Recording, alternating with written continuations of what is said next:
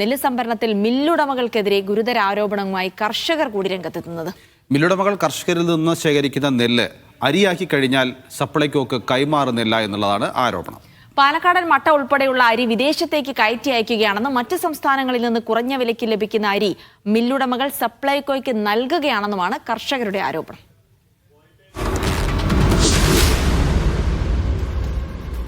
നെല്ല് സംഭരണത്തിന്റെ പ്രതിസന്ധി ഇനിയും അവസാനിച്ചിട്ടില്ല. മുഖ്യമന്ത്രി തന്നെ നേരിട്ട് മില്ലുടമകളുമായി ചർച്ച നടത്തി. എന്നിട്ടും പ്രശ്നത്തിന് പരിഹാരമായിട്ടില്ല. മില്ലുടമകൾ പറയുന്നത് 1 കിൻഡൽ നെല്ലിന് 64 കിലോ മാത്രമേ ഒരു കിൻഡലിൽ നിന്ന് ലഭിക്കുകയുള്ളൂ. ബാക്കിയെല്ലാം തന്നെ ഈ തങ്ങൾക്ക് കൂടുതൽ ഈ അളവ് കാണിക്കുകയാണെങ്കിൽ നഷ്ടമാകും എന്നാണ് പറയുന്നത്. അതിൻ്റെ വസ്തുത എന്താണെന്ന് നമുക്ക് പരിശോധിക്കേണ്ടിയിരിക്കുന്നു. ഇപ്പോൾ കേന്ദ്ര മാനദണ്ഡ പ്രകാരം 68 കിലോ 100 കിലോ കൊടുക്കുമ്പോൾ 68 കിലോ വരെ കിട്ടണം. ഇവിടെ ഇപ്പോൾ മുഖ്യമന്ത്രി 66 വരെ ആവശ്യപ്പെട്ടു. അതും മില്ലുടമകൾ സമ്മതിക്കുന്നില്ല.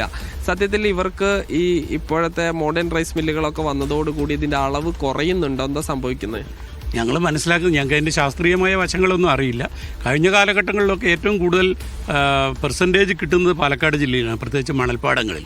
ഈ മറ്റു താഴ്ചയുള്ള മൺപാടങ്ങളിൽ അത് പെർസെൻറ്റേജ് കുറയും എന്നാണ് ഞങ്ങൾ മനസ്സിലാക്കിയിട്ടുള്ളത്.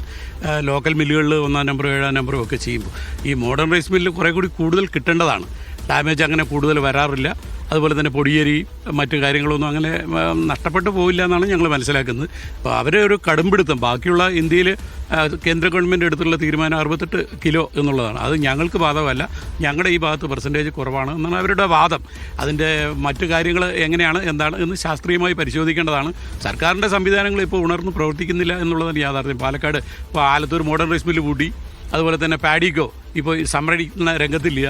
അതുപോലെ ഇനി കാവശ്ശേരിയിൽ ഒരു മില്ല് റെഡിയാക്കി വെച്ച്. ഇതൊക്കെ ഈ പ്രൈവറ്റ് മേഖലയിലുള്ള മില്ലുകാരുടെ സമ്മർദ്ദം മൂലമാണ് എന്നാണ് ഇവിടുത്തെ ആളുകൾ സംശയിക്കുന്നത്. അത് പറയാൻ കാര്യം, കോടിക്കണക്കിന് രൂപ മുതൽ മുടക്കി ഇതൊരു ആശ്വാസമാകും പ്രത്യേകിച്ച് പാലക്കാട് എന്നുള്ള രീതിയിൽ 2-3 മില്ലുകൾ സർക്കാർ സംവിധാനത്തിലൂടെ പ്രവർത്തിപ്പിക്കാൻ തയ്യാറാവുമ്പോൾ അത് പറ്റില്ല. അതല്ലെങ്കിൽ അത് എന്തെങ്കിലും തടസ്സങ്ങൾ പറഞ്ഞ് അതൊക്കെ പൂട്ടുന്ന ഒരവസ്ഥ.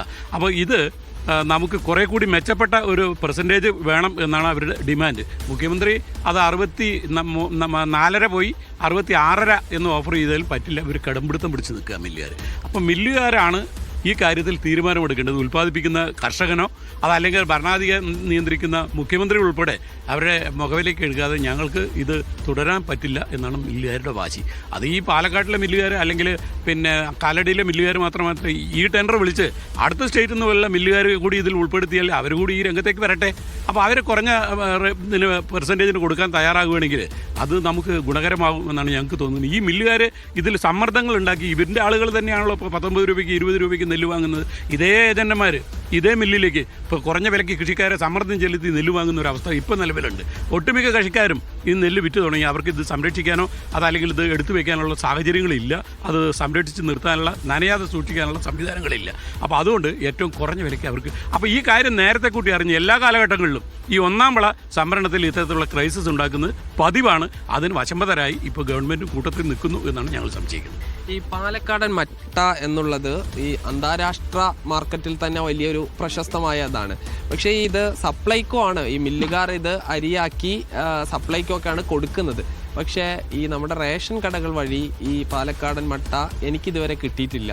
അതൊരു യാഥാർത്ഥ്യമാണ്. അത് പകൽ പോലെ വിളിച്ചാണ്. ഇത് ചെയ്യുന്ന ആളുകൾക്കറിയാം, ഭരണകർത്താക്കൾക്കറിയാം, MLA-മാർക്കും ജനപ്രതിനിധികൾക്കും ഒക്കെ അറിയാം. ഇത്തരത്തിലുള്ള ഇവിടുത്തെ നല്ല അരി പാലക്കാടൻ മട്ട ബ്രാൻഡ് ഇത് പുറത്തേക്ക് പോകുന്നു എന്നാണ് ഞങ്ങൾ മനസ്സിലാക്കുന്നത്. എക്സ്പോർട്ട് ചെയ്തുകൊണ്ട് നല്ല പ്രോഫിറ്റ് ഇതിൻ്റെ പേരിൽ ഉണ്ടാക്കുന്നത്. ഇനി അത്യാവശ്യം ഇവിടെ നെല്ല് കൊടുക്കണമെങ്കിൽ തമിഴ്നാട്ടിലുള്ള റേഷൻ അരി കൊണ്ടുവന്ന് പോളിഷ് ചെയ്ത് അത് കൊടുക്കുന്ന ഒരുപാട് കാര്യങ്ങൾ ഇവിടെ ഉണ്ട്. പലപ്പോഴും അത് പിടിച്ചിട്ടുണ്ടല്ലോ. ഇവിടുത്തെ കളക്ടർ ഉൾപ്പെടെ നേരിട്ട് പോയി പല മില്ലുകളിൽ നിന്ന് തമിഴ്നാട്ടിൽ നിന്ന് കൊണ്ടുവന്നിട്ടുള്ള റേഷനരി പോളിഷ് ചെയ്യുന്ന ഒരുപാട് ഏജൻസികളെ പിടിച്ചിട്ടുണ്ട്. അവർക്കെതിരെ നടപടി എടുത്തിട്ടുണ്ട്. പക്ഷേ എന്നിട്ടും അത് നിർബാധം തുടരുന്നു എന്നുള്ളതാണ് യാഥാർത്ഥ്യം. ഇതാണ് ഈ മില്ലുടമകൾ ഈ കർഷകരുടെ അരി സംഭരിക്കുന്നതിൽ സർക്കാരിന് മുന്നിൽ വലിയ സമ്മർദ്ദങ്ങൾ ഉണ്ടാക്കുന്നു. ഈ അരി ഈ സപ്ലൈകോ വഴി റേഷൻ കടകൾ വഴി വിതരണം ചെയ്യേണ്ട അരിയാണ്. അത് പക്ഷേ എല്ലാവർക്കും അറിയുന്നതാണ്. പാലക്കാടൻ മട്ട ഈ അത്യപൂർവങ്ങളിൽ ആർക്കെങ്കിലും ലഭിച്ചാൽ, അത് റേഷൻ കടയിൽ നിന്ന് ലഭിച്ചാൽ അത് ഭാഗ്യമെന്ന് മാത്രമേ പറയാൻ കഴിയുകയുള്ളൂ. ഈ രീതിയിൽ ഒരു ചൂഷണമാണ് തുടർന്നു കൊണ്ടിരിക്കുന്നത്. അപ്പോഴും കർഷകരാണ് ഇവിടെ ബലിയാടാകുന്നത്. തങ്ങൾ ഈ കഷ്ടപ്പെട്ട് കൊയ്ത നെല്ല് സംഭരിക്കുന്നതിന് ഒരു സംവിധാനവും ഇതുവരെ ഉണ്ടായിട്ടില്ല. ഷിജു ചിറ്റൂരിനൊപ്പം സാജിദ് അജ്മൽ, മീഡിയ 1 പാലക്കാട്.